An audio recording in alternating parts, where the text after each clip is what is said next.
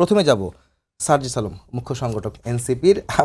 আমার কাছে প্রশ্ন প্রথম থাকছে, সেটা হচ্ছে যে সংসদে যখন আলোচনা চলছে, সংসদ চলছে, এই মুহূর্তে আপনাদের বিরোধী দলের জোট তারা কেন রাজপথে আসলেন? এটা কতটা যৌক্তিক বলে আপনি যুক্তি তুলে ধরবেন?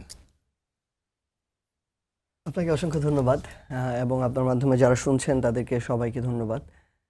প্রথমে আমি অভিনন্দন জানাতে চাই আমাদের চ্যাম্পিয়নদেরকে, যারা আমাদের এই যে অনূর্ধ্ব 20 যে সাফ, সেখানে সর্বশেষ ফাইনালে ভারতকে হারিয়ে তারা আমাদের সাউথ এশিয়ার চ্যাম্পিয়ন হয়েছে। আমরা এভাবে তাদের মাধ্যমে পুরো বিশ্বের কাছে আমাদের যে প্রাইডের জায়গাটা সেটা দিনে দিনে আরও বড় হবে, এটা প্রত্যাশা এবং তাদের প্রতি অনেক অনেক বেশি কৃতজ্ঞতা। প্রথমত হচ্ছে একটা সরকার নতুন করে তাদের জায়গা থেকে সরকার গঠন করেছে, এখনও 2 মাস হয় নাই। বিরোধী দল বলেন কিংবা বিরোধী দলীয় জোট বলেন, তারাও তাদের জায়গা থেকে কখনো এটা চিন্তা করে না যে 2 মাসের মধ্যে সরকারের কার্যক্রমের বিরুদ্ধে তাদেরকে রাজপথে নামতে হবে। এটা কোনো বিরোধী দল তাদের জায়গা থেকে চিন্তা করে না। কিন্তু আমরা যখন আমাদের জায়গা থেকে দেখি যে আমাদের এই যে সংসদ, এই সংসদে বিএনপি তাদের জায়গা থেকে গণভোটের আগে, নির্বাচনের আগে যেই কথাগুলো ঐকমত্য কমিশনে বলেছিল, যেই কমিটমেন্টটা তারা জুলাই সনদে করেছিল, এই জায়গাগুলোকে তারা প্রশ্নবিদ্ধ করা শুরু করেছে, ইভেন গণভোটকে তারা অবৈধ বলা শুরু করেছে, তখন এটা আমাদেরকে হতাশ করে এবং এটা হচ্ছে জনগণের সাথে প্রতারণার একটা নতুন দৃষ্টান্ত তৈরি হয়। যখন আমরা দেখি যে আমাদের সংসদে, আমরা একদম নির্দ্বিধায় বলতে পারি যে শত শত মানুষ বিএনপির গুমের শিকার হয়েছে। সেদিন সংসদে দাঁড়িয়ে জনাব ইলিয়াস আলীর সহধর্মিণী যখন বলছিলেন যে ইলিয়াস আলী কোথায়, এটা কিন্তু সেই গুমের কথা মনে করিয়ে দেয়। সেখানে সংসদে দাঁড়িয়ে বিএনপি যখন গুম প্রতিরোধ ও প্রতিকার অধ্যাদেশ সংসদে বাতিল করার প্রস্তাব করে, আমাদের বিএনপিকে নিয়ে আমাদের মনে সন্দেহের উদ্রেক হয় এবং আমরা আমাদের জায়গা থেকে এটা আসলে আমরা নিজেরাই সন্দিহান এবং আমরা নিশ্চিত হতে পারছি না যে এই বিএনপিকে আসলে সেই বিএনপি কিনা যেই বিএনপি বাংলাদেশ পন্থার কথা বলে, জাতীয়তাবাদের কথা বলে, দলের নামের সাথে জাতীয়বাদ শব্দটা থাকে, যে বিএনপি মেজর জিয়াউর রহমান থেকে এসেছে, যে বিএনপি আপসী নেত্রী বেগম খালেদা জিয়া থেকে এসেছে। আমরা দেখি যে জাতীয় মানবাধিকার কমিশন অধ্যাদেশ বাতিল করার প্রস্তাব করে বিএনপি। মানে মানবাধিকার নিশ্চিত করাটা, এটা তো শুধু বিএনপি নয়, সবার জন্য গুরুত্বপূর্ণ, জনগণের জন্য গুরুত্বপূর্ণ। বিএনপি কি তাদের জায়গা থেকে মনে করছে যে তারা এবার সরকারি দল, তারা আজীবন সরকারি দল থাকবে? তাহলে তাদের এই জন্য এগুলো নিয়ে আর চিন্তা করার প্রয়োজন নেই। তারা তো সরকারি দলে থাকবে, ক্ষমতায় থাকবে, সো তাদের ক্ষমতাকে কোনোভাবে সংকুচিত করা যাবে না। কিন্তু তারা যেন এটুকু ভুলে না যায় যে ক্ষমতার পালাবদল এটা আবশ্যক এবং এই ক্ষমতার পালাবদলে একদিন বিএনপিও তাদের জায়গা থেকে বিরোধী দলের ভূমিকায় যেতে পারে, তাদেরও মানবাধিকারের আইন প্রয়োজন হতে পারে, তাদের জায়গা থেকেও গুম খুনের অধ্যাদেশ প্রয়োজন হতে পারে। এবং সর্বশেষ আরও গুরুত্বপূর্ণ 3টা বিষয়, যেটা বাংলাদেশের প্রতিষ্ঠানগুলোর স্বাধীনতা, প্রতিষ্ঠানগুলোর স্বকীয়তা বজায় রাখার জন্য অত্যন্ত গুরুত্বপূর্ণ ছিল। স্পেশালি নির্বাহী বিভাগ থেকে বিচার বিভাগকে আলাদা করার যে প্রচেষ্টাটা নেওয়া হয়েছিল এবং অন্তর্বর্তীকালীন সরকারের সময়ে এটাতে সবাই বাহবা জানিয়েছে। ইভেন তখন ঐকমত্য কমিশনে জনাব সালাউদ্দিন আহমেদও জানিয়েছে, তিনি তার জায়গা থেকে যখন এগুলোতে একমত হয়ে জুলাই সনদে স্বাক্ষর করলো বিএনপি, আমরা দেখলাম এই সংসদে এসে জাতীয় সংসদ সচিবালয় অন্তর্বর্তীকালীন বিশেষ বিধান যে অধ্যাদেশ, সেটাকে রহিত করার সুপারিশ করেছে। সুপ্রিম কোর্টের বিচারক নিয়োগ অধ্যাদেশ রহিত করার সুপারিশ করেছে। সুপ্রিম কোর্ট সচিবালয় সংশোধন আদেশ 2025 এবং 26 রহিত করার সুপারিশ করেছে। 4টি বিষয় অধ্যাদেশ রহিত করার প্রস্তাব দিয়েছে। এরকম না, আরও বেশি। তো এরকম তারা তাদের জায়গা থেকে যতগুলো করেছে, এই প্রত্যেকটার কারণে এর পূর্বে কিন্তু তারা সাফারার ছিল। তারা এর আগেও বিচারকের বয়স নিয়ে যখন সুবিধা নিতে চেয়েছে, তখন এটার জন্য শুধু বিএনপি না, পুরো বাংলাদেশকে কিন্তু এটার জন্য ভুক্ত হয়েছে। তারা তাদের জায়গা থেকে কেন ওই একই কাজগুলো আবার করছে, আবার পা বাড়াচ্ছে, এটা আমাদের মনে যখন সন্দেহ তৈরি করে, তখন আমরা বিএনপির বিরোধী দল হিসেবে নয়, বিএনপির বিরোধিতা করে নয়, বরং বিএনপিকে চোখে আঙুল দিয়ে দেখিয়ে দিতে আমাদের রাজপথে যেতে হয়েছে। এবং মাত্র 1.5 মাসের হানিমুন পিরিয়ডে যখন বিএনপি আছে, এই সময়ের মধ্যে তারা তাদের কথা এবং কাজের মধ্য দিয়ে আমাদেরকে রাজপথে যেতে বাধ্য করলো। মরিয়াপা, আপনি তো শুনছিলেন সার্জিস আলমের বেশ কয়েকটা যুক্তি যে কি কারণে তারা রাজপথে যাচ্ছেন। আপনারা তো দীর্ঘ 17 বছর বিরোধী দলের থেকে রাজপথে ছিলেন, আন্দোলন করেছেন, দাবি দেওয়ার জন্য সরকারের কাছে দাবি জানিয়েছিলেন। সেটা যেমন যৌক্তিক ছিল, আপনারা কি মনে করেন যে এই আন্দোলনটাও যৌক্তিক? তারা যে সমাধান যখন সংসদে পাচ্ছেন না, তখন রাজপথে নামাটাকে তাদের জন্য যৌক্তিক কিনা? আপনি একজন পরীক্ষিত নেত্রী হিসেবে আপনি জানাবেন। ধন্যবাদ আপনাকে, যারা শুনছেন, এবং আমার সহালোচক বৃন্দদেরকে ধন্যবাদ। দেখেন, এই যে এই গণভোট বাতিলের যে কথাটা আসছে, সেটার আগে কিন্তু বিএনপি আপনার সংস্কার কমিশনে বহুদিন বসেছে, সবার সাথে আলোচনা করেছে। যত রকম বিএনপি প্রত্যেকটা পদক্ষেপে বিএনপি কিন্তু ভুলটা ধরিয়ে দিয়েছে। প্রথমে খেয়াল করেন, বিএনপির সামনে এবং জনগণের সামনে নির্বাচনের বিকল্প কিছু ছিল না, জাতীয় একটা নির্বাচন। কারণ ইন্টারিম গভর্নমেন্ট প্রত্যেকটা জায়গায় খুবই খারাপ করছিল, দেশের অবস্থা খুবই খারাপ, যেটার জের এখন দিতে হচ্ছে, এখন পর্যন্ত আরও কতদিন হবে জানি না। সেইখানে একটা রাজনৈতিক দলের ভীষণ প্রয়োজন, বিধায় কিন্তু নির্বাচনটা বিএনপি চেয়েছে, এবং সেই চাওয়ার পরেও কিন্তু বিএনপির প্রত্যেকটা জায়গায় কিন্তু ভুল ধরিয়ে দিয়েছে, এটা করা ঠিক হবে না, এটা করা ঠিক হবে না। আপনারা কিন্তু কালের সাক্ষী। তো বিএনপি বলেছে, আবার বিএনপি কিন্তু সেটার সাথে কাজ করেছে। কেন কাজ করেছে? কারণ ওটা নিয়ে যদি শুধু তো ওই মুহূর্তে দ্বন্দ্ব হতো আমাদের অনুজদের সাথে, আমাদের আজকে যারা বিরোধী দলের মেইন জামাত ইসলামীর সাথে, তাহলে হয়তো নির্বাচন আরও কালক্ষেপণ করার সুযোগ পেত ইন্টারিম গভর্নমেন্ট। তো বিএনপি প্রত্যেকটা ব্যাপারে বলেছে। গণভোটের সময় যখন ফার্স্ট কথা ওঠে, তখন কিন্তু বিএনপি প্রথমেই গণভোটের বিপক্ষে ছিল, যে এটা হয় না। এটা হলে এই গণভোটের আগে আরেকটা গণভোট করতে হয়, এই কারণে যে গণভোটটা সংবিধানে নাই। এটার আগে একটা গণভোট করতে হবে, যে গণভোটটা হতে পারে কি পারে না, সেটা কিন্তু বলার পরে যখন তারা শুনে নেয়, এবং আজকের যারা আমাদের অনুজ, যারা এনসিপি, তাদের তখন দৌড়াতে অনেক বেশি ছিল। একটা সরকারের ছত্রছায়া হতে পারে, আদর পেলে কে না করে, আমরাও করতাম, হতে পারে। তো তাদের সেই দৌরাত্ম্য যেমন ছিল, ওই মুহূর্তে কিছু বললেই তারা যে ধরনের বাক্যবাণে আমাদেরকে বিদ্ধ করত, আমরা প্রবীণ হিসেবে, সিনিয়র হিসেবে ওদের সাথে ওই বাক্যতে আমরা যেতে পারি না, ওরা যেভাবে পারে। আপনারা বারবার বলেছিলেন যে আপনাদের রাষ্ট্র পরিচালনার একটি অভিজ্ঞতা আছে। আমি সেটাই বলছি, ওই অভিজ্ঞতা নিয়ে বিএনপি প্রত্যেকটা পদক্ষেপে ভুলটা ধরিয়ে দিয়েছে। লাইক আমি আপনাকে বলি, বিএনপি যেখানে সিগনেচার করেছে, এই সিগনেচার করার কথা কাদের? জুলাই সনদে প্রথমেই করার কথা যাদের ভ্রুণ চাইল্ড, এই এনসিপি, অস্বীকার করব না, ওরাই কিন্তু এই জুলাই সনদ বলেছে। আমরা তাদের সাথে একাত্মতা ঘোষণা করেছি, কিন্তু তারা কিন্তু যে কোনো কারণেই হোক সিগনেচার করে না। ইলেকশনের ঠিক আগ মুহূর্তে তারা হয়তো করেছে, যেটা 1 মাস সময় ধার্য করে দেওয়ার পরেও তারা করে নাই। বিএনপি করেছিল কোথায়? নোট অফ ডিসেন্ট সহ। কিন্তু যখন ইন্টারিম গভর্নমেন্ট প্রধান যখন ঘোষণা দিল, তখন কিন্তু নোট অফ ডিসেন্ট ছিল না। 4-4টা প্রশ্ন আসলো। এই প্রশ্নগুলো কিসের ভিত্তিতে আসলো? তারা কিন্তু প্রশ্নের উত্তর দিতে বাধ্য ছিল। তখন আপনারা প্রতারণা বলেছিলেন, এটা আমরা প্রতারণা বলেছিলাম, এবং আমরা এটাকে যে একটা সময় আসলে এটা ধুপে টিকবে না, এটাও আমরা বলেছিলাম।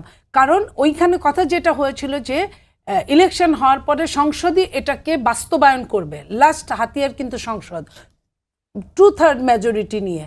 তো 2/3 মেজরিটি নিয়ে যদি হয়, এবং আমাদের, আপনি দেখেন আমরা কোথায় প্রতারণা করলাম, আমরা তো প্রতি পদক্ষেপে প্রতারণার শিকার হলাম। 2/3 মেজরিটি নিয়ে এটা করতে পারে, যদি না করে অটো এই অধ্যাদেশ ইন্টারিম গভর্নমেন্ট দিতে পারে না। তারপরেও দিয়েছে, আমরা কিছুই বলি নাই যে ঠিক আছে আগে সরকার গঠন হোক, তারপরে কে 2/3 মেজরিটি হয় সেই হিসাবে কাজ হবে। যদি তারা হয়ে যায়, জামাত যেটা বলেছে, ওপেন বলেছে, ক্ষমতায় আমাদেরকে আসতেই হবে, যে কোনো মূল্যে ক্ষমতায় আসতেই হবে, তারা যেভাবে কথা বলেছে। তো সেই জায়গায় আমরাও তো এরকম আমাদেরকে ভয় দেখিয়েছে সকালে বিকালে সন্ধ্যা রাতে। তো আমরা এটা মনে করছি সরকার যেই হোক না কেন, তার লাস্ট হাজয়যুক্ত হয়েছে দিয়ে এটা সমাধান হবে। তো সমাধানে আপনি দেখেন যে আপনার গণভোট 1, 2, 3, 4 অনেকগুলা পদ্ধতিতে এই গণভোটটা অবৈধ হয়ে যায়। গণভোটটা বৈধ হয় না কোনোভাবেই। তো সেই জায়গায় গণভোট আর জুলাই সনদ এক না। জুলাই সনদে বিএনপি যেই জায়গায় স্বাক্ষর করেছে, বিএনপি সেই জায়গায় ধারণ করে, বিএনপি সেই জায়গায় পালন করতে চায়। বিএনপি এর আগেও 17টা সংশোধনী হয়েছে, আবারও সংশোধনী হবে। সংশোধনী হতে তো ক্ষতি নাই, সংশোধনী ধরেই তো মানুষ, এটা তো এক ধরনের আইনের কাজগুলো করে। তো সেইখানে আমাদের সন্তানরা জুলাই সনদে জুলাই অভ্যুত্থানে যারা সামনে ছিল, আমরা কোনোভাবেই চাই না যে তাদের কোনো সমস্যা হোক, কখনোই। কারণ এইখানে লাভবান কিন্তু তারা, আমরা সবাই। আমরা কিভাবে আমাদের সন্তানদেরকে মৃত্যুর মুখে ঠেলে দিতে পারি? Never and never. তাদেরকে বুঝতে হবে বাস্তবতা কি জিনিস। 2 মাসের মধ্যে যদি তারা আন্দোলন করে এইভাবে, তাহলে কিন্তু যাদেরকে আমরা সবাই মিলে ঠেকিয়েছিলাম, তারা কিন্তু ঢুকে পড়ার জন্য শুধু কাউন্টডাউন করছে। কাউন্টডাউনে আমি আবারও বলছি, আমি তাদের পক্ষ হয়ে বলছি, কাউন্টডাউনে কি হবে? আমরা কিন্তু জেল জুলুম হুলিয়ার মধ্যে হয়তো ফিরে গেলাম, বিএনপি একটা বড় দল, জেল জুলুম হুলিয়ার মধ্যে ফিরে গেলাম, কিন্তু তাদেরকে যদি একজন একজন করে যদি আপনার কোনো রকম প্রতিশোধের জায়গায় নিয়ে যায়, তাহলে রাষ্ট্র একটা সন্তান হারাবে, আমরা একটা ভাই হারাবো, আমরা আমাদের সন্তানদের হারাবো। আমরা কোনোভাবেই এটা চাই না। যদি তারা এই জিনিসটা না বুঝে, এত সুন্দর একটা ইলেকশন হওয়ার পরে, এত সুন্দর একটা সরকারি দল বিরোধী দল হওয়ার পরে, যদি এই রাষ্ট্র যদি আপনার চলমান না থাকে, যদি এবং আন্তর্জাতিক যুদ্ধের একটা ক্ষেত্র চলছে, এই অনেক রকম সমস্যা, রাষ্ট্রের অর্থনীতি চরম নাজুক অবস্থা, তার উপর মরার উপর খাড়ার ঘা হিসেবে আপনার সারা বিশ্বে তেল সংকটের একটা সমস্যা চলছে, এগুলো সব কিছু মিলে বিরোধী দলকে সিরিয়াসলি চিন্তা করতে হবে যে আমি কি চাই, আমার সাথে দেশের মানুষের কতটা সংশ্লিষ্টতা থাকবে। শুধু আমার কারণে, আমার মানে ভালোর জন্য আমি একটা কিছু ঘটাবো, আবার দেশটা অশান্ত হবে, অচল হওয়ার চেষ্টা হবে, এতে কিন্তু ওই যে বলে না যে কবি, যে আমি কি একাই হেরেছি, তুমিও কি একটু হারোনি, হারলে কিন্তু সবাই হারবে। এই জিনিসটা তাদের বুঝতে পেরেছি। আমি যাব হচ্ছে মাহবুব আজিজ ভাই, সাংবাদিক, আপনি একটু জানাবেন যে আমি দুজনকে কিন্তু একই প্রশ্ন করছি না, আপনাকেও একই প্রশ্ন করতে চাই যে এটা আসলে কতটা যৌক্তিক যে বিরোধী দলের এখন রাজপথের আন্দোলনটা। সঙ্গে মনিয়াপা কিন্তু একটা কথা বলেছেন যে হারলে সবাই হারবে। আপনি কি এখানে ধন্যবাদ, শুভেচ্ছা সবাইকে, একমত কিনা আর কি? দেখুন, যে 24-এর গণ অভ্যুত্থানের যে মূল যে প্রত্যয়টা ছিল, যেটা মানুষের আশা ছিল যে গণতন্ত্র, জবাবদিহিতা এবং এই আইনের শাসন প্রতিষ্ঠিত হবে, এই জন্যই তো মানুষ সব দল মত নির্বিশেষে মানুষ রাস্তায় নেমে আসে এবং স্বৈরাচারের পতন ঘটে। কিন্তু তারপর আমরা আসলে কি দেখলাম 8 তারিখের পরে?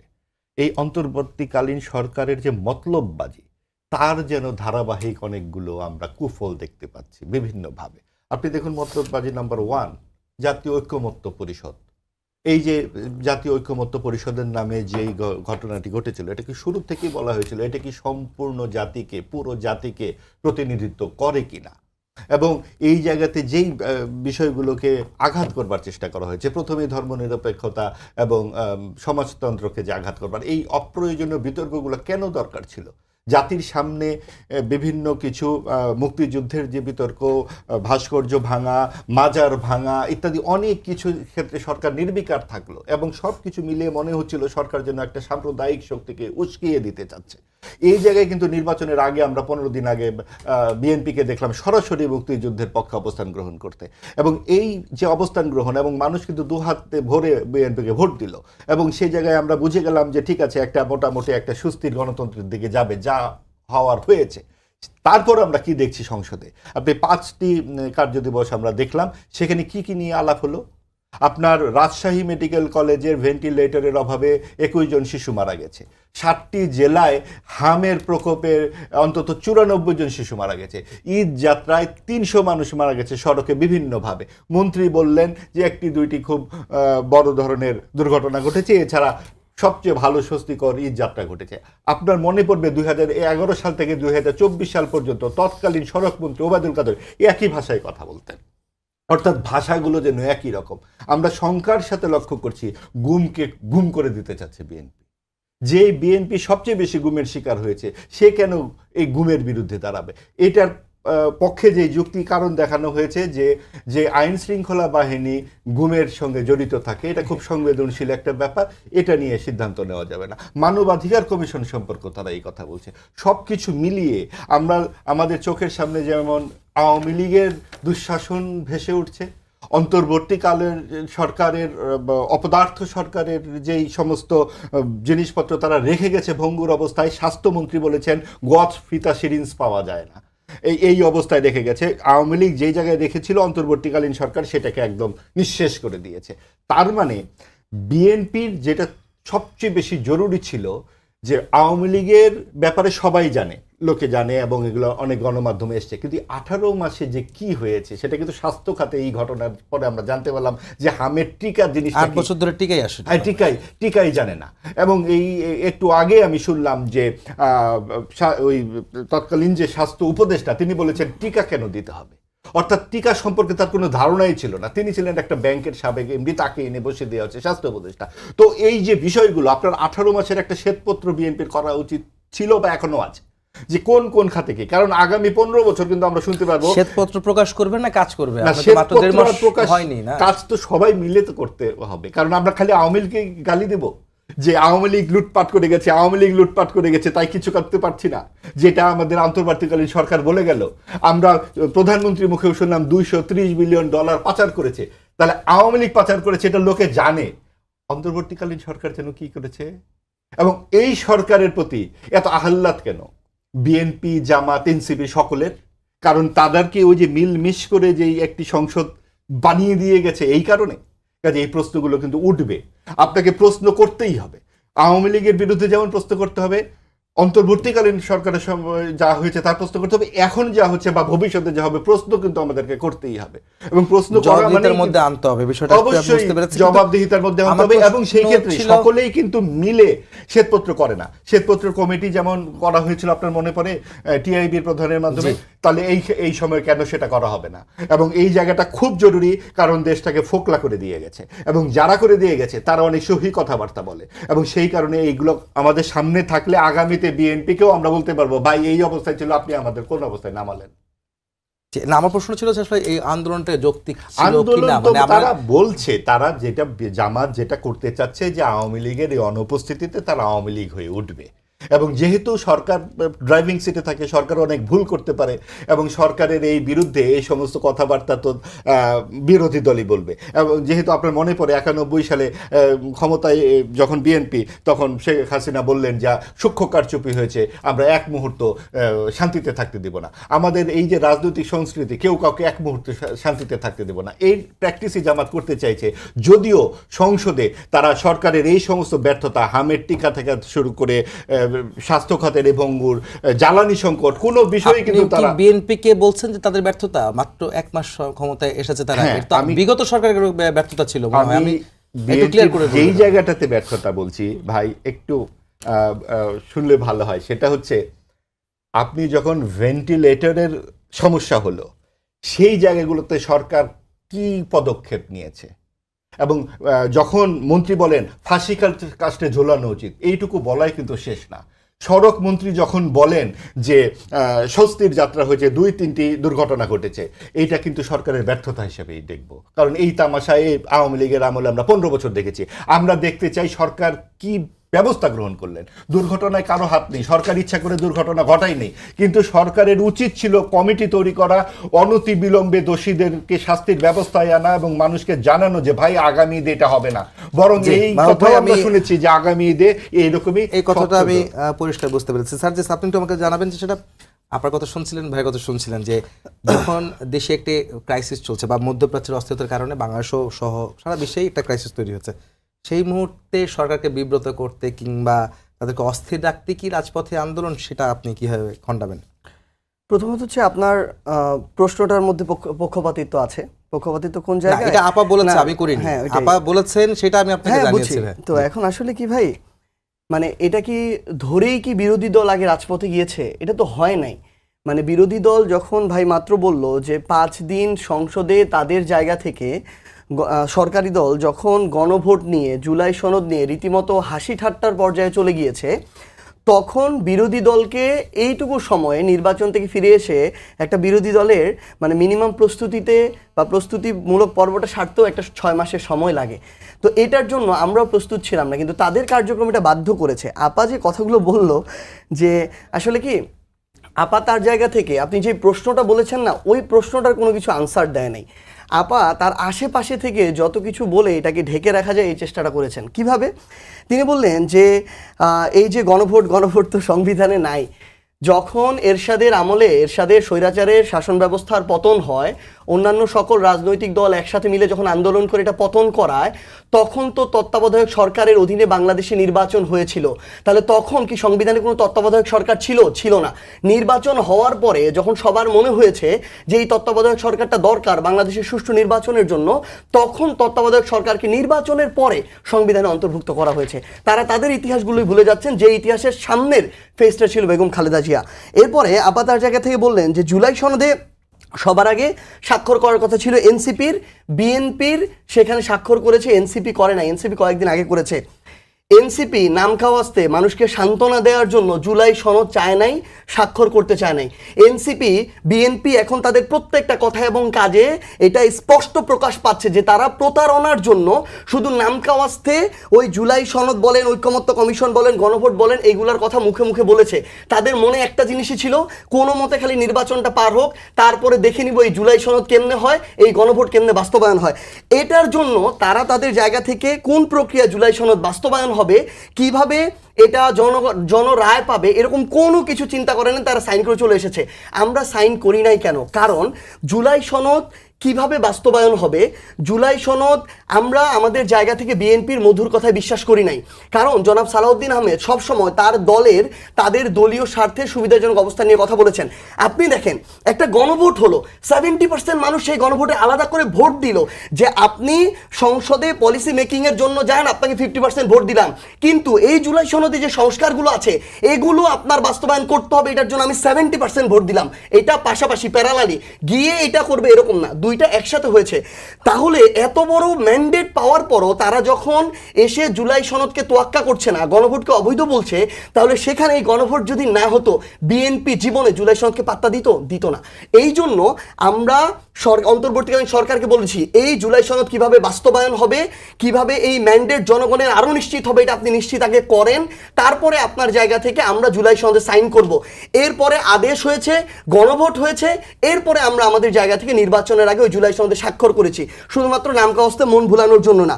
এবার বেশ কিছু জায়গায় কথা, মানে আপা যে জায়গায় একটু আগে বললেন যে আমরা আমাদের জায়গা থেকে বিরোধী দল আমাদেরকে চিন্তা করতে হবে জনগণ কি চায়।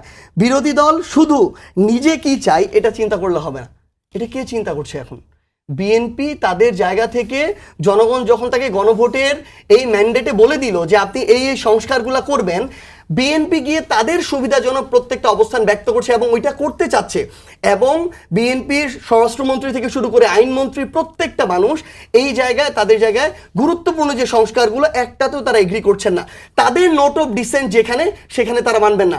তাদের দলীয় এজেন্ডা বাস্তবায়ন করার জন্য গণভোট হয়েছে, দলীয় এজেন্ডা বাস্তবায়ন করার জন্য জুলাই অভ্যুত্থান হয়েছে, দলীয় এজেন্ডা বাস্তবায়ন করার জন্য অন্তর্বর্তীকালীন সরকার ঐকমত্য কমিশন করেছিল। তাদের 31 দফার প্রথম দফা হচ্ছে তারা তাদের জায়গা থেকে সংবিধান সংস্কার কমিশন করবেন। ওই কমিশনটাই তো সেটা ছিল, শুধু নামটা আলাদা ছিল, ঐকমত্য কমিশন। সেখান থেকে এই নির্বাচনের পরবর্তী সময়ে একসাথে দুইটা রোল প্লে করার কথা ছিল। একটা ছিল তারা সংসদ সদস্য হবে, আরেকটা ছিল তারা তাদের জায়গা থেকে কনস্টিটিউশনাল যে অ্যাসেম্বলি হবে ওইটার তারা সদস্য হবে। কিন্তু এখনই তারা এই জায়গায় প্রতারণা শুরু করছে। তো আমরা আমাদের জায়গা থেকে শুধু বিএনপিকে একটা জিনিসই বলতে চাই, দেখেন স্পষ্ট করেছে সংবিধানে অন্তর্ভুক্ত করা হতে হবে, তারপরে তারা শপথের বিষয়ে আসবে। সংবিধান সংস্কার পরিষদের কথা যেটা, যে শপথটা আসলে বিরোধী দল নিয়েছে, যেটা আপনি তো ওটার কথাই বলছিলেন। এটা জুলাই আমাদের এই যে আদেশ, এই আদেশে স্পষ্ট করে আমাদের লেখা রয়েছে 7 নম্বর ধাপে, এই উক্ত নির্বাচনে যদি হ্যাঁ জয়যুক্ত হয় গণভোটে, তাহলে নির্বাচিত প্রতিনিধিগণ একই সাথে জাতীয় সংসদের সদস্য হিসেবে এবং আদেশ অনুসারে সংবিধান সংস্কার পরিষদের সদস্য হিসেবে দায়িত্ব পালন করবেন। তাহলে তারা তাদের জায়গা থেকে এখন যদি বলে যে আগে তারা ওইখানে সংসদ সদস্য হবেন, সংবিধানে অন্তর্ভুক্ত করবেন, তারপরে করবেন না, জনগণ তো এটা বলে নাই তাদের জায়গা থেকে। তারা এখন তাদের জায়গা থেকে অনেক এক্সকিউজ দেওয়া শুরু করেছেন। কি এক্সকিউজ? তারা বলছেন যে এখানে আমাদের যে সংসদ, এই সংসদই আমাদের জায়গা থেকে সার্বভৌম, এই কথা বলা শুরু করছেন। অথচ এই যে আমাদের জুলাই সনদের উপরে এত % মানুষ, 70% মানুষ যে তারা ম্যান্ডেট দিল, এটা সার্বভৌম না। কিন্তু আমরা যদি আমাদের জায়গা থেকে দেখি, এই যে আমাদের সংসদ, এই সংসদও এমন অনেক সংশোধনী এনেছিল যে এই সংশোধনীগুলো গিয়ে আমাদের সুপ্রিম কোর্টে গিয়ে বাতিল হয়ে গিয়েছে। তাহলে যদি আমার এই সংসদটাই সার্বভৌম হয়, তাহলে তো আমার সর্বোচ্চ আদালত কখনো এই আমাদের যে সার্বভৌম যে প্রতিষ্ঠান সংসদ, সেটার সংশোধনীগুলো বাতিল করতে পারে না, কিন্তু বাতিল করেছে এবং আগামীতেও বাতিল করবে। তার মানে আমাদের এখানে সংসদ সার্বভৌম নয়, বরং এই যে সংবিধান, এই সংবিধানের সাথে স্পষ্ট করে উল্লেখ করা আছে যে আমাদের এই যে জনগণ, এই জনগণের অভিপ্রায়ের পরম অভিব্যক্তি রূপে এই সংবিধান পরিচালিত হবে। তাহলে জনগণ তো আলাদা করে তার অভিপ্রায় দিল। আপনাকে যত % ভোট দিয়ে সংসদে পাঠিয়েছে, তার চেয়ে আরো 20% অভিপ্রায় বেশি দিয়ে সে বলছে আপনি জুলাই সনদ বাস্তবায়ন করুন। এখন আপনি আপনার জায়গা থেকে বলছেন গণভোট অবৈধ। মানে আমাদের আসলে দুঃখের জায়গা কোনটা? ইতিহাস সবাইকে সুযোগ দেয়, কিন্তু এই সুযোগটা বেশি দিয়েছে আসলে আমাদের জিয়া পরিবারকে। আমাদের শহীদ প্রেসিডেন্ট জিয়াউর রহমান তার সময় একটা গণভোট পেয়েছিলেন, বেগম খালেদা জিয়া তার সময় গণভোট পেয়েছিলেন। শহীদ প্রেসিডেন্ট জিয়াউর রহমান তার গণভোটে বহুদলীয় গণতন্ত্র প্রতিষ্ঠা করলেন, তিনি ইতিহাসে স্মরণীয়। বেগম খালেদা জিয়া সংসদীয় গণতন্ত্র প্রবর্তন করলেন, ইতিহাসে পজিটিভভাবে স্মরণীয়।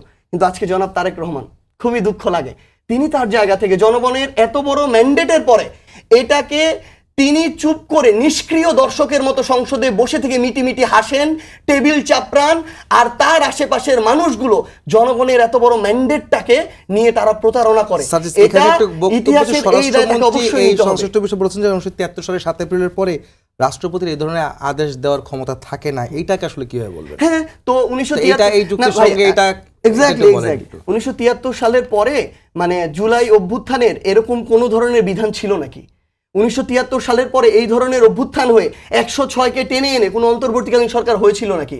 1973 সালের পরে এই যে জুলাই অভ্যুত্থানের পরবর্তী যে বাংলাদেশ, যে বাংলাদেশে 5 বছর পর নির্বাচন হওয়ার কথা ছিল 24-এর পর 29-এ, সেটা না হয়ে 26-এ হওয়ার কথা ছিল নাকি? এই জুলাই সনদের এই 1973 সালের পরে আমরা দেখলাম এই বাংলাদেশে যাদের সাথে জুলুম করা হয়েছে, আমরা বিশ্বাস করি জনাব তারেক রহমান জুলুমের শিকার, আমাদের জনাব সালাউদ্দিন ভাই জুলুমের শিকার, এই মানুষগুলো আবার ফিরে আসলেন, আমাদের অসংখ্য গুম হওয়া মানুষ আবার ফিরে আসলেন। এই জিনিসগুলো কোনোটাই কি আমাদের জায়গা থেকে এই সাংবিধানিক প্রক্রিয়া ছিল? জুলাই সনদ বাস্তবায়ন তারা করবেন না, তারা তো বলছেন ধারণ করেন জুলাই চেতনাকে, কোনোদিনও বারবারই তো বলছেন সংসদে পরশুদিন তো ভাই কথার সাথে কাজের মিল থাকতে হবে।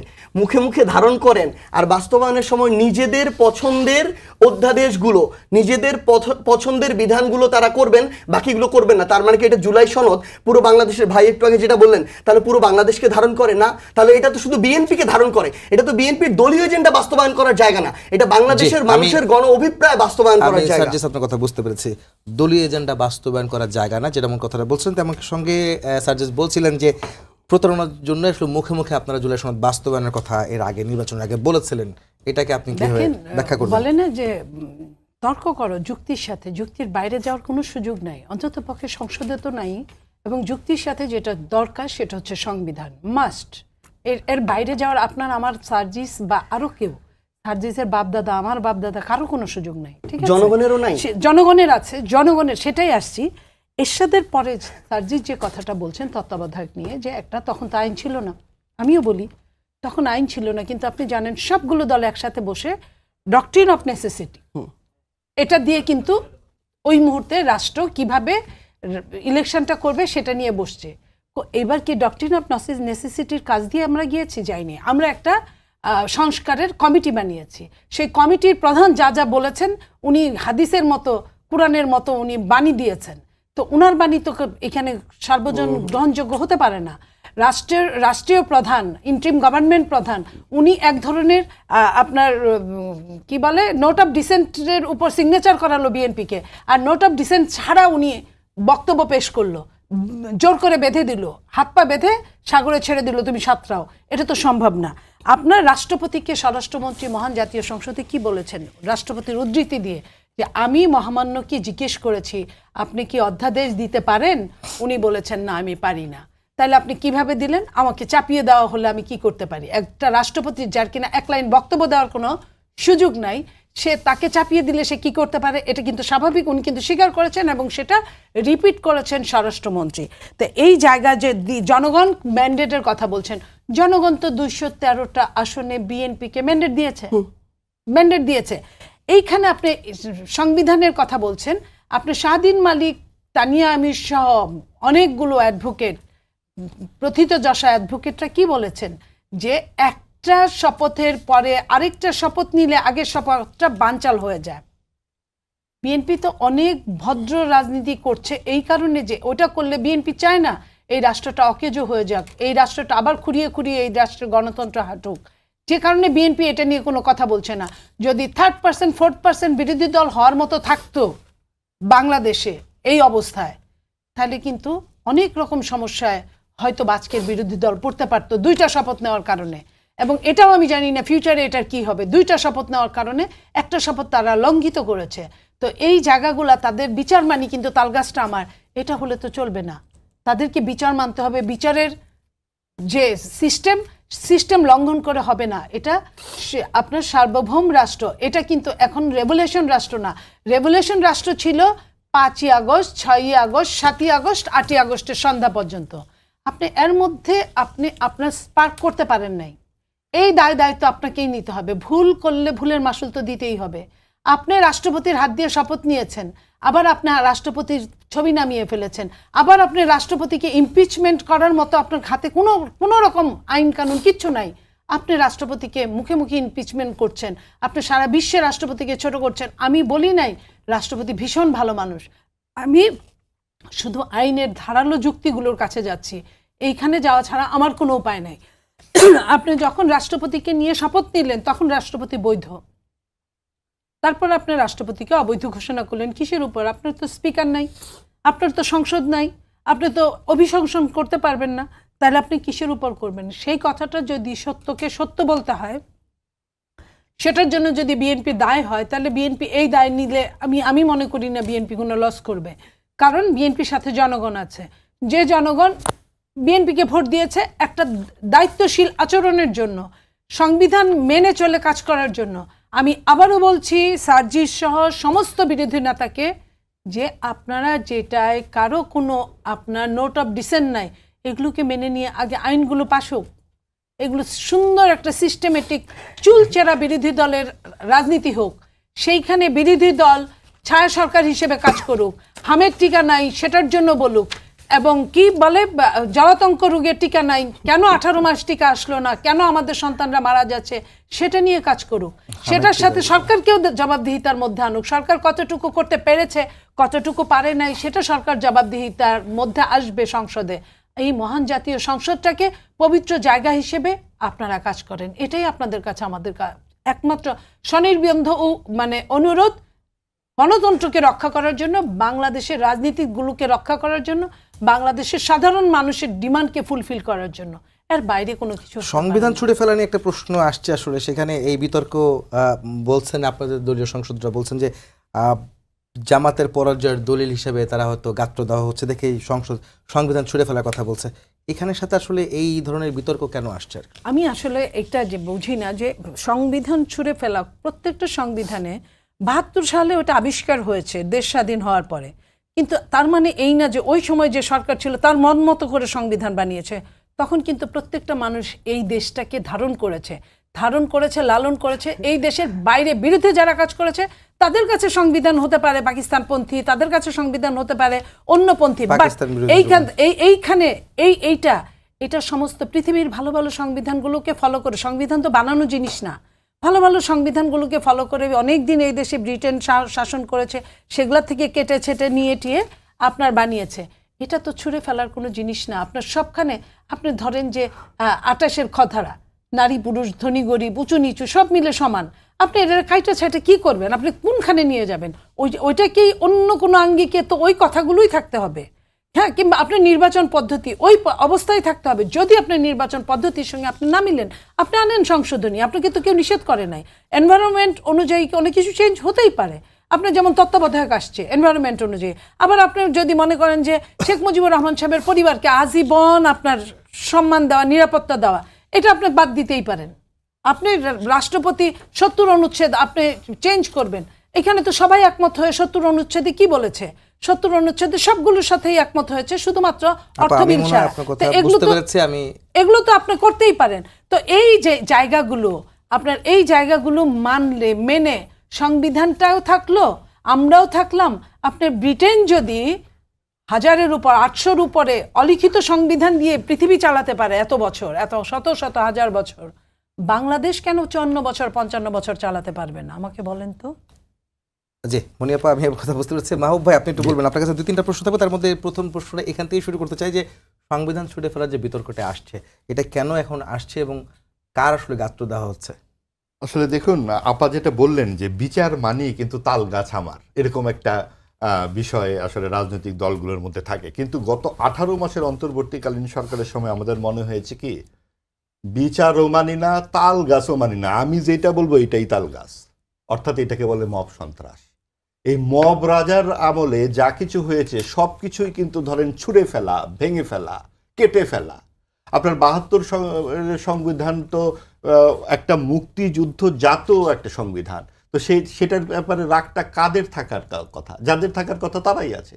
কারণ আপনি দেখুন যে ভারত বা পাকিস্তান অথবা এই আশেপাশের কোনো দেশের সংবিধানে এই ধর্মনিরপেক্ষতা বা সেকুলারিজম শব্দটা কিন্তু নাই। ভারতে আছে সেকুলার, আমাদের এখানে সেকুলারিজম শব্দটা আসলো কোথা থেকে, বঙ্গবন্ধু কোথায় পেলেন, সেটা কিন্তু তার বইতে লেখা আছে।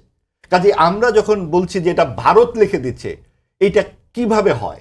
এবং আপনি দেখুন বারবার বলা হচ্ছে ভারতীয় আধিপত্যবাদ ইত্যাদি নানান রকম কথাবার্তাগুলো তুলে দিয়ে আবার দেখা গেল সুতা আমদানি 140% বেড়ে গেছে।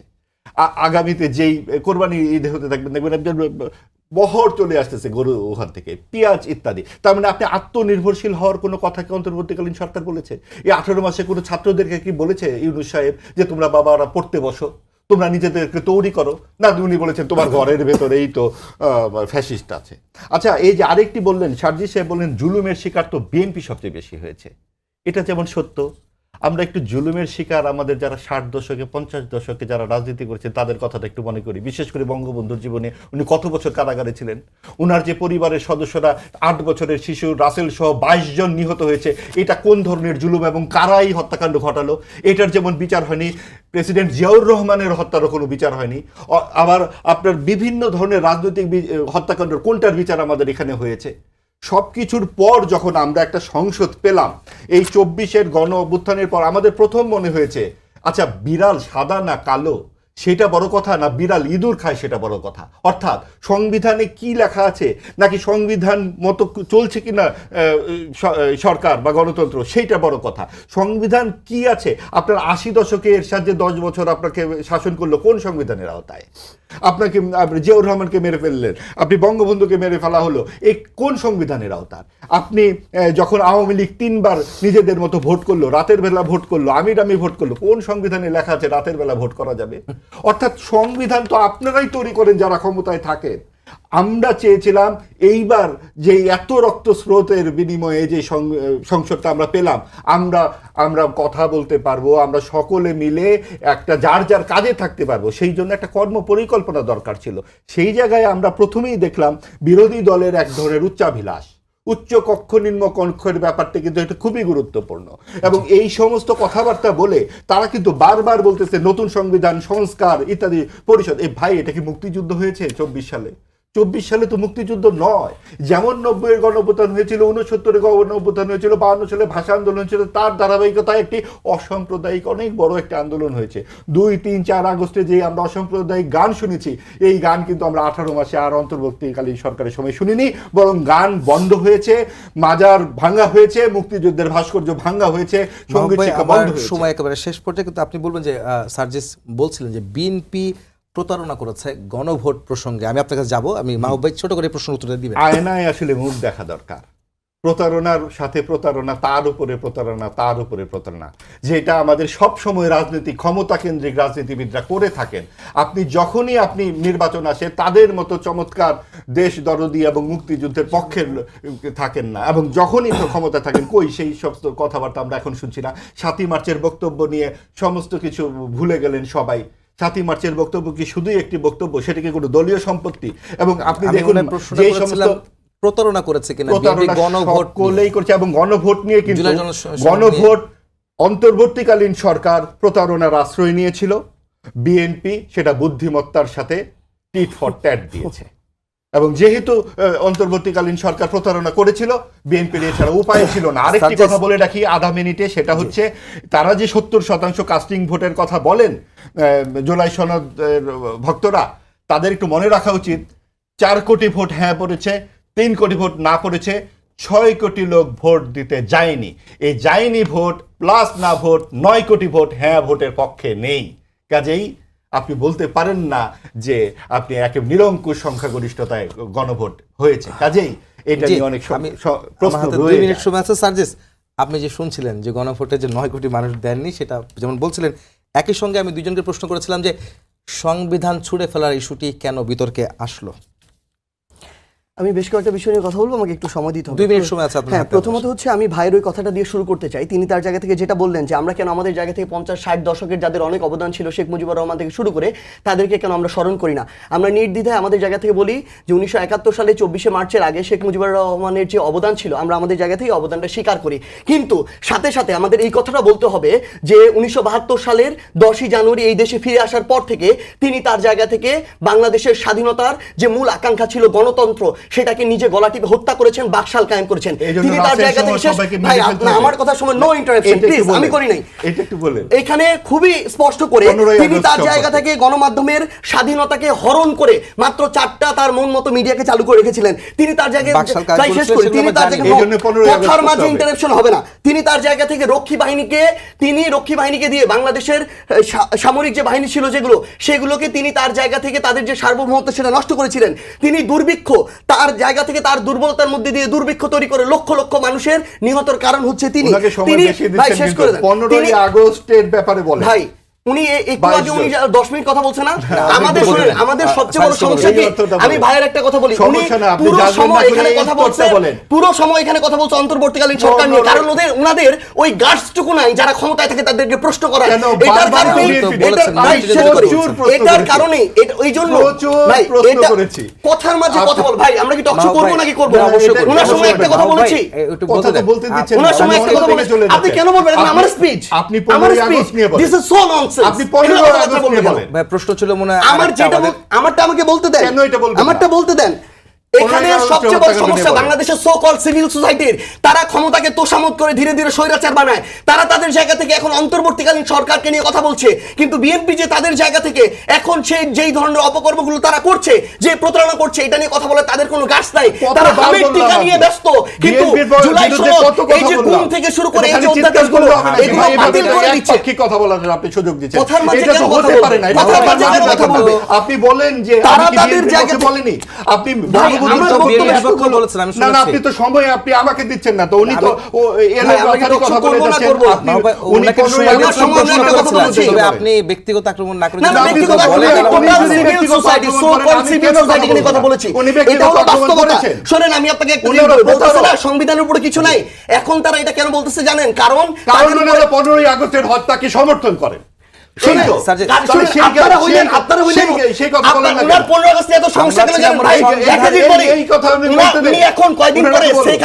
ভারত পালানো নিয়েও উনার প্রচুর জ্বলবে।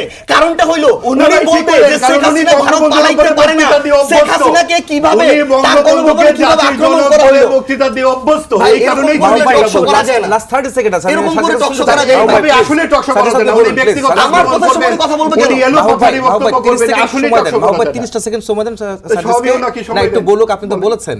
সাজিদ বলুন। উনি আমার আগে 3 থেকে 4 মিনিট বলেছে, Please আমি বলুন। একটা শব্দ বলি না, শুধু নোট করেছি। এগুলো হচ্ছে বেসিক ম্যানার। আমার note দেখেন, না না, এরকম করে কথা বলার কোনো মানে নেই ভাই। জুলাই সনদের কি ভূমিকায় বলবো? মুক্তিযুদ্ধ যার 75 আগস্ট নিয়ে এত জ্বালা, কয়দিন পরে তার শেখ হাসিনা কেন ভারতে গিয়েছে এটা নিয়ে অনেক জ্বালা হবে, অনেক জ্বালা হবে, অনেক জ্বালা হবে। এটা শেখ মুজিবুর রহমানের কর্মদোষের কারণে হয়েছে, এই কারণে মিষ্টি বিতরণ হয়েছে। এটা হচ্ছে রিয়েলিটি, এটা হচ্ছে রিয়েলিটি। বাড়িয়েছিলাম না আমার আসলে অন্তত না ভাই, আমি আপনাকে একটা জিনিস বলি, আগামীকাল আবার আপনাদের এরকম করে টকশো করবেন না।